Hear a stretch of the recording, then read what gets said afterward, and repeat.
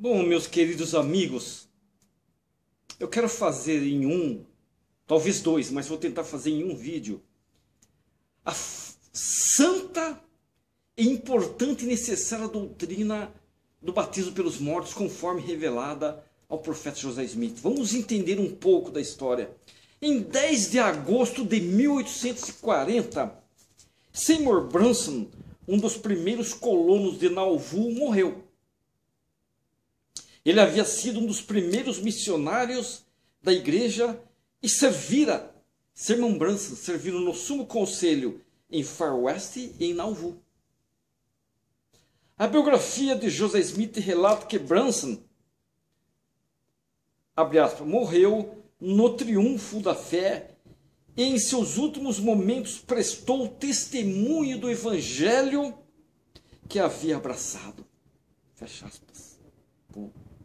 Em um vigoroso discurso fúnebre proferido em 15 de agosto, o profeta leu grande parte de 1 Coríntios capítulo 15 no Novo Testamento, inclusive o versículo 29 do capítulo 15, que se refere ao quê? À prática do batismo pelos mortos.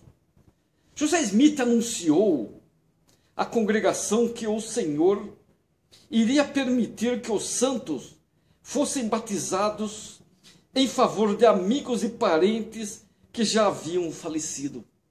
Olha o que o profeta anunciou.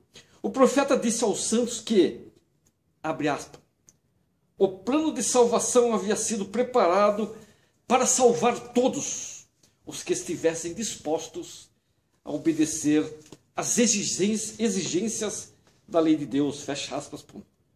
Depois do discurso, Jane Newman, uma senhora chamada Jane Newman, pediu a Harvey Olmsted que a batizasse no rio Mississippi em favor de seu filho morto Cyrus. No rio Mississippi ela pediu.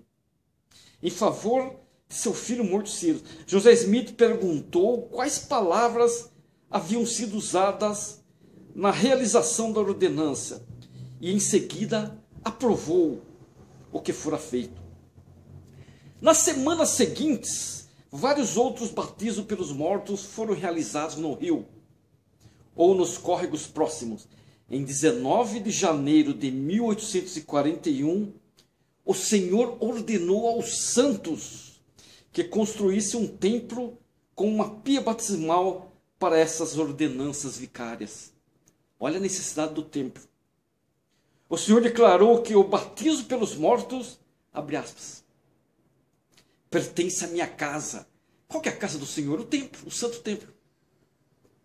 Pertence à minha casa e não me pode ser aceitável a não ser em dias de penúria, quando não puderdes construir-me uma casa. Fecha aspas.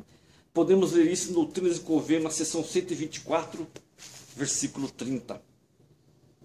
Essa revelação gerou considerável entusiasmo ao povo. O povo ficou entusiasmado com essa revelação.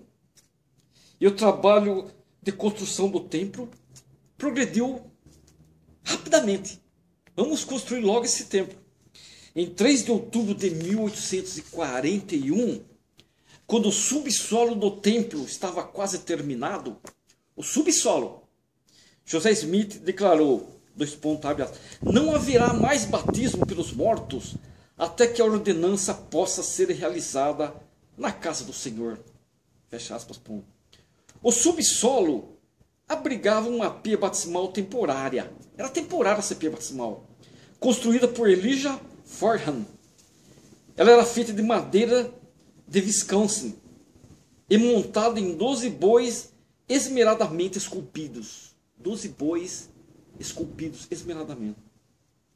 Em 8 de novembro, a pia batismal foi dedicada por Brigham Young. 8 de novembro, Brigham Young dedicou a pia batismal. Foi usada pela primeira vez 2 semanas mais tarde, quando os elders Brigham Young, Heber Sekib e John Taylor realizaram 40 batismos pelos mortos. 40 batismos pelos mortos. Os elders Willard Richard, Wilford Woodruff e George A. Smith realizaram as confirmações desses batismos.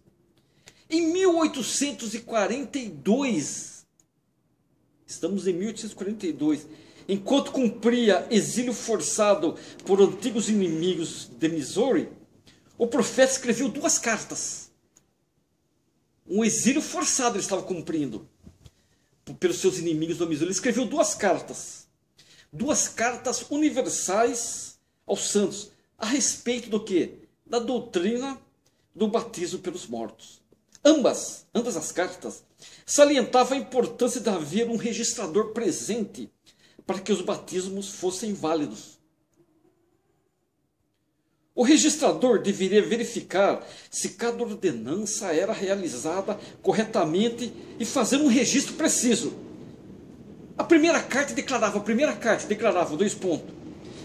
Abre aspas, que todos os registros sejam conservados em ordem, para que sejam postos nos arquivos do meu santo templo, a fim de serem conservados na lembrança de geração em geração, diz o Senhor dos Exércitos. Podemos ler a seção 127, versículo 9 do Doutrina e Convênio.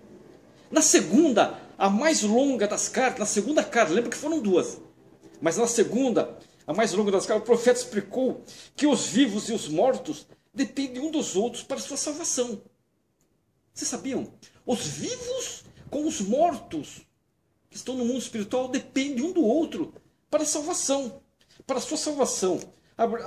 Eles, os mortos, sem nós, não podem ser aperfeiçoados. Podemos ler isso em Doutrina e Convênio, na seção 128:15. As ordenanças que ajudam a cumprir essa perfeição mútua, explicou José Smith, incluiu não apenas o batismo pelos mortos, mas também a investidura do santo sacerdócio e o casamento para o tempo e a eternidade, que nós vamos ver no outro vídeo. Gostaram?